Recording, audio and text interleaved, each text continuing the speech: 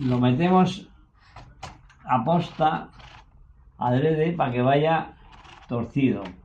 Si el papel lo metemos torcido, tenemos esta tecla de aquí para que suelte el papel y lo podamos corregir y ponerlo recto.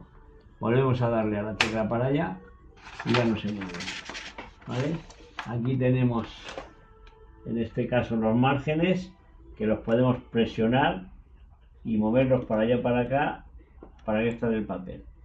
Y aquí hay la palanquita que sujeta el papel.